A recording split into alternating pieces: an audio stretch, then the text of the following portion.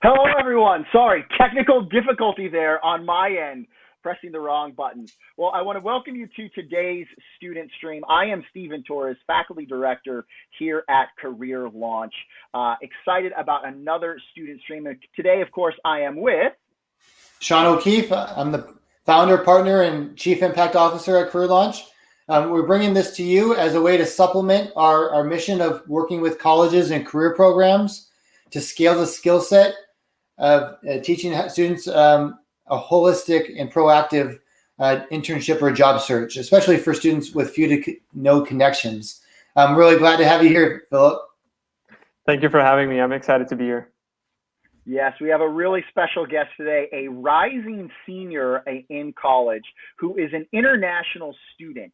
And I think for those of you out there who might be international students also, you're going to get some really good information from Filip about how he was able to leverage this career launch method and some of the teachings to help him as he navigates this process. So again, Filip, thank you so much for being here. We're here. By the way, I didn't say his full name, Filip Orth. Thank you so much for being here today, Filip. Thank you for having me. I'm excited to be here. So awesome. First of all, let's get into how you found out about the career launch method there at Santa Clara. How did you find out about it? I think it was your first year you started hearing about it. Tell us about this. Yeah, I came into Santa Clara University. I haven't known about this program before, but I'm part of LEAD, which is the first generation college student organization at Santa Clara University. And through that, I met Professor O'Keefe. Basically, there was a workshop that was talking about how to land an internship and essentially boost your career and trying to get the dream job. And I instantly got interested in that. And that was like a LEAD workshop that I participated in. So in the first year, right away, I got to meet Professor O'Keefe. And then in my sophomore year, I took a class also focused in LEAD on that we used this method there as well. And then in the junior year, I took a class that was different, but I used the approach again. So Nice. I've used it ever since first year, and I couldn't be more happy. So you definitely have some experience. Let's back up a little bit. So where are you from? Well, I'm from Slovakia, a small country in the middle of Europe. Used to be Czechoslovakia. A lot of interesting things around, beautiful nature, a lot of really ambitious people, and I don't know what else to say. Yeah. Now I want to ask you this, and because I think it's really relevant. Did you, growing up as an international student or someone in Slovakia, did you always want to come to the U.S. for school? Yeah, I've been talking to my parents and family about this ever since, and even before maybe I've kind of realized it in my mind. We've been talking about this ever since because we knew that in the U.S. there's quality education that I really wanted to try to get there to university, and even though I knew it was a challenge from all perspectives, I knew that it's somewhere where I can engage. I can actually use the opportunities, meet people, networking, which is also part of this method. That I truly enjoy, and I'm happy that it worked out after all. So yeah. Okay. So you knew kind of growing up that you wanted to come to the U.S. And how did you, if I may ask, how did you end up at Santa Clara? That's a good question. I was doing my research, of course. I knew some universities before, and I was doing also some other research, whether through all sorts of blogs from people that I knew. Of course, it's not very typical in Slovakia and generally in Europe for students to go and study in the U.S. So I knew some people who did happen to study, some Slovak students. And about Santa Clara, I did some research, and my focus was that I wanted to study business specifically. Back then, I kind of was tweaking into venture capital as well. But when I saw Santa Clara being in Silicon Valley and offering a great business program, it was definitely the top choice for me. And I thought that this is a great opportunity where not only I can get the good academics, quality academics, but I can also use it in practice and apply it. Yeah. And I think for a lot of you out there who are watching this, I want you to understand kind of what Filip was going through, right? He grew up knowing that he wanted to come here for education, but there was also this eye that Filip just mentioned that, hey, I'm going to university because, there's something going to be beyond that, right? And Filip, you mentioned venture capital. and being in Silicon Valley. So that was a big thing. I want to ask this before you went through this program with Sean. How much about like warm networking, cold networking, reaching out to people, how much of that were you familiar with back in Slovakia?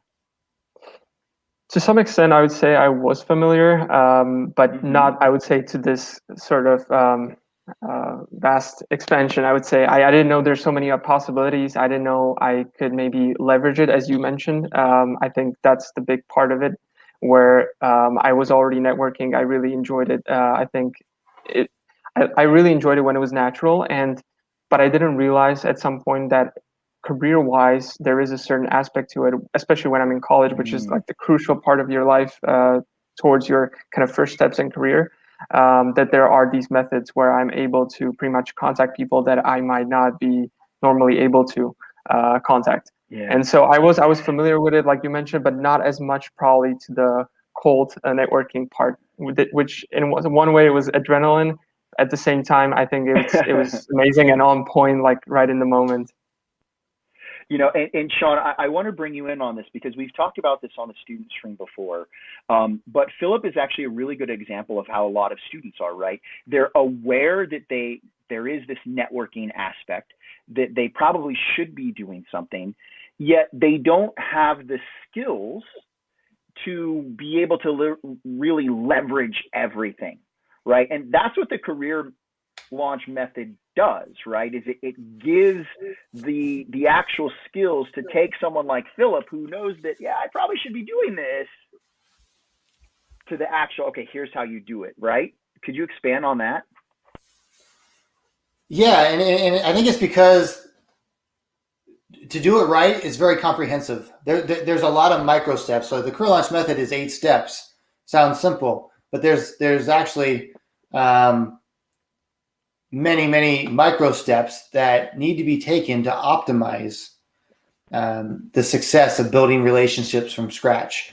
And there are, students might pick up something from something they see on YouTube or a blog that they read, and you can get helpful pointers here and there. And I've had a lot of students share this, but a lot of times that's only a small part of the equation, and so the career launch method is comprehensive. We really took the time to scaffold, to use a higher ed term, and provide a step by step breakdown of all the little things that need to be done prior to reaching out to someone, and then the process of reaching out to someone. When you do reach out to someone and you actually get to have a meeting or a conversation with someone, how do you execute that extremely well so that it turns into something more? How do you make small talk? How do you plan your questions strategically? How do you finish a conversation strongly to cultivate next steps? What are the things that you should do in your follow-up? Of course, you should send an email within 24 hours, but there's 3 or 4 more things that you should do over the next 1 to 3 months to truly build a relationship. So there's all these micro steps, if you will, to do it really well and really effective. That I think that's kind of what Filip's alluding to is learning something that's comprehensive, so that it maximizes your chances of success. Yeah, and Filip, so let's talk about that, right? Let's talk about the first time you were exposed to the information. I know you've picked up things along the way, but the first time you were learning some of these things, what was going through your mind as a student as you were learning this stuff? Can you remember anything like that? Yeah, definitely. So as I mentioned before, at first I got really excited, and I got almost this kind of adrenaline, but in a way also with responsibility, because I'm talking with people who have busy schedules, and there's a lot of I would say tactics or strategies in a good sense, where Professor O'Keefe has explained that for instance, I was thinking he said this thing where if I try to target someone maybe higher up the organization and the organization higher in the structure, the paradox is they might be actually more inclining towards finding the time because they've already kind of achieved a certain career they want, and they find the time to bring back the value to the community and to the students who want to learn. And actually, everybody likes to meet and talk about what they have done and maybe help another person. And so what was going through my mind is, like you mentioned, venture capital, or I'm also engaged in sales. This is kind of getting the foot in the door. And I thought this is amazing because I get to, not to sound opportunistic, but you get to a point where you basically get to talk about their career and understand actually whether this is some field that you might be interested in the future through a career conversation, which gives you an idea of what their day looks like, what they do, how they got into it. Just like venture capital, it's not a typical career. The career paths to venture capital are, really different, and nobody really knows how if there's a specific route, like maybe in other areas. And at the same time, you have a potential opportunity to actually present yourself in a way where maybe your dream internship or dream job could be at that organization. And at that moment, I told myself, okay, this is perfect. And I'm super glad that I've met Professor O'Keefe, and I've had the chance to try this approach in the first year, and actually then try to get it better and train it essentially, how to communicate with people and leverage even more, so that by the end of my college career, I can actually also tell myself that I've tried in several interviews. And maybe also, just as they say in school, you want to try several activities, several not only extracurricular, but academia-wise as well, so that you know what you want to do in the future. And to me, that seemed like a great opportunity, especially like I said, outside academia, which I think is equally important, if not sometimes even more than the academics itself. Yeah. So let's talk about then, as you started engaging with this. You go through the first program. You're making your discernment list, right? And you said that it was a little counterintuitive to talk to someone higher up or reach out to someone. When you first started reaching out and making some of those emails or phone calls, what was going through your mind? I mean, were you sitting there going, okay, I'm, an international student reaching out to like these executives or high powerful people. What the hell? Yeah, exactly. That was sort of what was going through my mind, and not to sound negative or skeptical, but while I was writing the email and then perhaps telling the Professor O'Keefe about what is the status, I was quite skeptical, and I was like, yeah, sure, they'll respond. I'm not too sure about it, but I had this hope that hopefully, the data is clear. It has been tried before, so I'm going to believe it.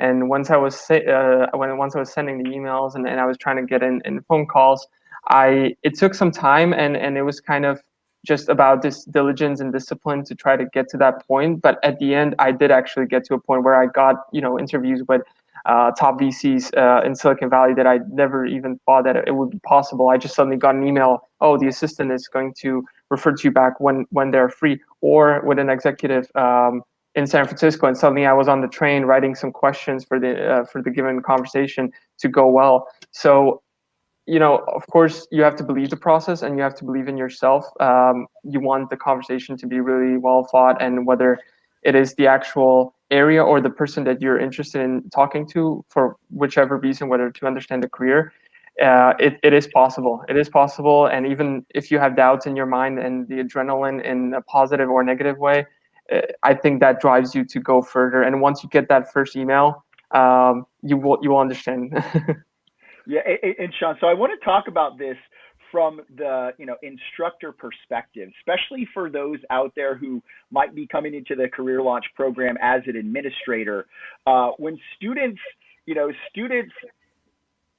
at first might be skeptical, right?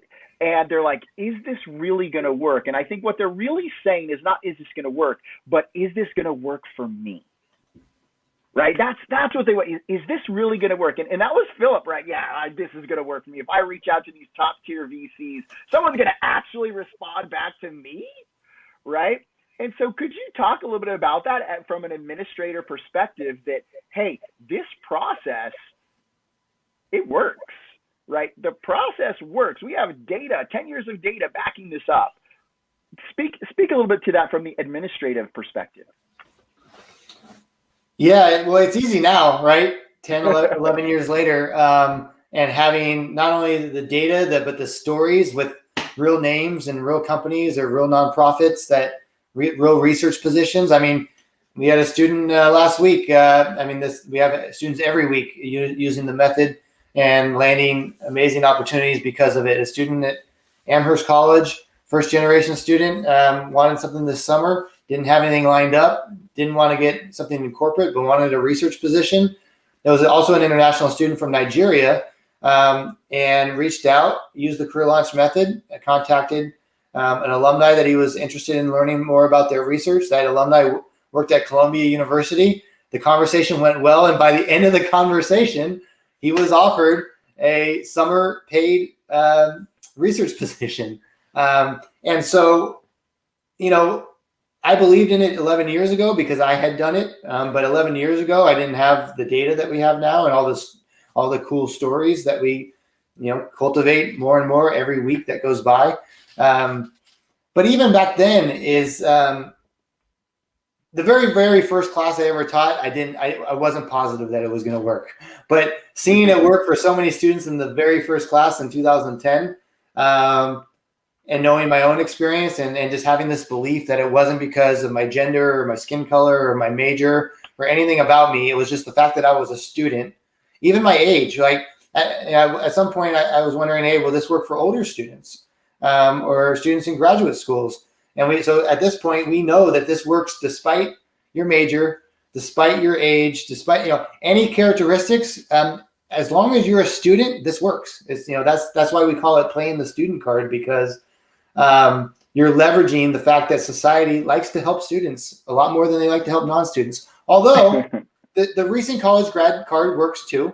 And so it even works after you're done being a student.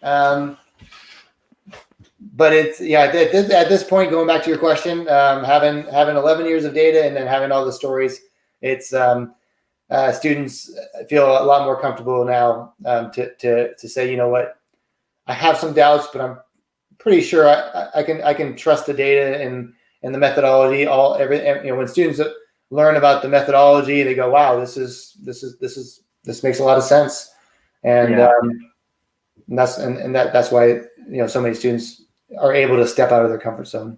Yeah, and I think Philip, to your point, there's a lot of students just like that, and I think especially as an international student, right, where you're kind of a foreigner thinking, will this actually work for me here? And I think for those other international students out there, you have to listen to Philip. Like, this will work for you.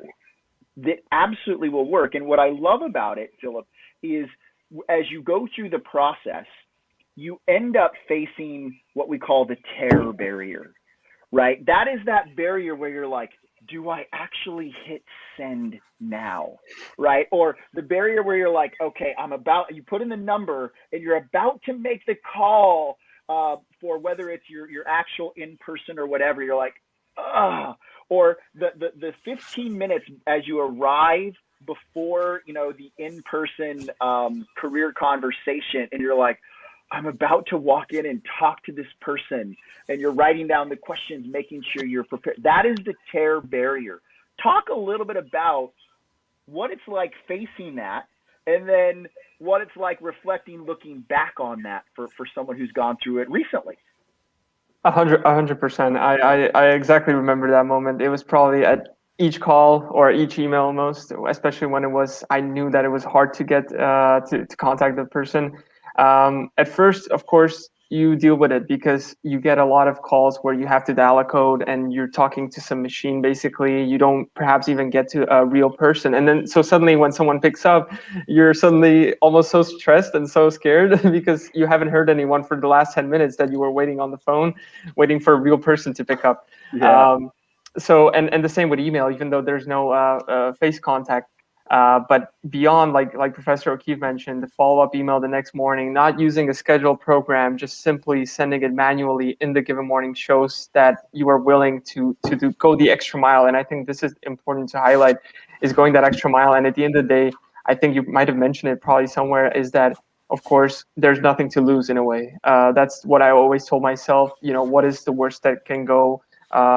I'll try my best. Maybe at that given moment, I'm not able to, but at least I'll try to go that extra mile and try to schedule that conversation, talk to the person, because at the end of the day, I don't want to hinder down, but in a way, the student doesn't have any reputation. It's almost like a clean slate, and you can only build upon that. So at that given moment, you basically can only grow. There's only so many opportunities, and why not leverage that opportunity? That is so important. I hope every student out there and every international student as well listens to what Filip just said. So I want to talk a little bit of transition here. So you've gone through this process now and you've been able to leverage it. Let's talk about how it's actually worked for you. Could you share with us maybe some of the things that you were able to actually have work out that helped you along your particular journey? Definitely, yeah. I've tried to follow up with most or all of the networking contacts. Of course, sometimes it happens that the conversation then slowly fades away, but then you come back to the person, try to follow up. This is something I would definitely highlight also, to try to stay in touch with the person. So it's not like you come for the conversation or you discuss with the person and then that's all. It's really good to cultivate the contact and network further. I've been in touch with quite a few, and I think I remember it because right now I'm of course the first, so I'm rising senior. But I've been using it also outside of career, whether it was also for potential partnerships in business. So not only for internship, that was my main focus before.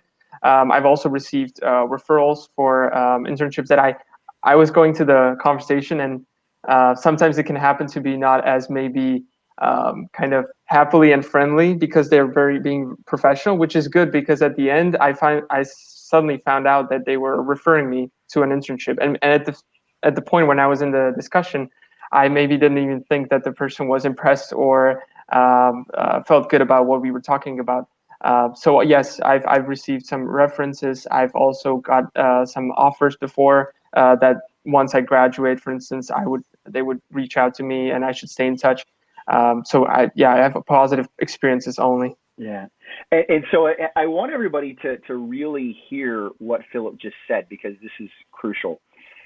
Yes, this program, this process works for getting internships, but the process also works outside of this. I mean, some of the skills that you pick up as far as building relationships, being able to contact people, cultivating that kind of long-term value-based relationship is really born through this process, Filip, isn't it? Yes, 100%. And I think just as Professor O'Keefe and you've mentioned, cultivating that relationship is maybe, or not maybe, 100%. It's more even important than the given maybe conversation or discussion in that given moment, because I'm not going to put away the first impression. First impression is everything, and you can really set the tone for the next years in the given relationship anyhow. But at the end of the day, there's only so many people that will reach out, and there's only so many people out of those people that will actually cultivate back and have a real meaningful conversation and be in touch. That's awesome. So as we wrap up here, Sean, I'd love to get any final thoughts, hearing Filip's story, coming here, all those type of things that you could share with our audience. Yeah, it's just that this is life-changing stuff. And we've seen it year after year now. I hope anyone that's watching, starts taking action, because life is more than about what you know. It's also about who you know, who knows you, and what they think about you. The career launch method, is a powerful tool. It can help you with exploring career options. It can help you develop internal advocates for jobs that you're applying to online, and it can help you land internships and jobs in the hidden job market. And on top of all that, we see that it helps students increase their self-confidence. It builds their courage, and it flows over, as Filip said, into other areas of life, and it's something that will stick with you and show up in life in decades ahead. It's really, really powerful. It changed my life. That's why we're here. I had someone that showed me, or multiple people that showed me some things in this area that I cobbled together and then crafted the career launch method. And I wish every student at every high school, every college would have the opportunity to go through this. And if anyone's watching who's out of college, you can still apply these concepts. And it can open a lot of doors, and it's really, really rewarding. That's fantastic. Filip, any last thoughts that you would like to share with anyone out there, whether they're a student here in the U.S. or possibly an international student coming to the U.S. like you were? Any things that you would like to share about the career launch method? Definitely. I would maybe just include to what Professor O'Keefe said, just looking from a perspective of how today's world is very competitive. And so if we look at how the competitive landscape of whether candidates or students is leveled, let's say, because we have great universities, we have access to knowledge and great education, there are factors and ways that you can distinguish yourself naturally, of course. And I think this approach and method is one of the ways where you can stand out and you can actually show your true persona. And so all I would say, and especially to students, international students, but to anyone, is just there is nothing to lose. There's essentially just things you can gain, and it's all about putting that foot in the door. And I'm talking about any area. I remember having classmates in different areas, and so I know in my case, VC and sales might be very strictly kind of easy to focus this method to, but I think there's any kind of area that you can actually adapt this to, and you'll wonder on how many achievements you can receive and how successful you can be in this. That's fantastic. And for all of you out there, hopefully you can take one of our classes through one of our career centers at your university. If they don't have it, make sure you ask them about it. Also, next month, publicly, officially, we'll be launching the Launch Your Career book. You can actually go right now and get 2 free chapters, 2 complimentary chapters at launchyourcareerbook.com/preview. You can check those out. Of course, it'll be available at Amazon and at the launchyourcareerbook.com site, along with a companion workbook, if that's something that you are interested in. But definitely check it out. I want to thank Filip. Of course, thank you, Sean, for being here today, sharing this information with all of you out there. And we'll see you next week in our next student stream. Bye-bye, everyone. Thank you so much. Thank you, Filip. Thank you once again for having me. Great to see you. Bye-bye.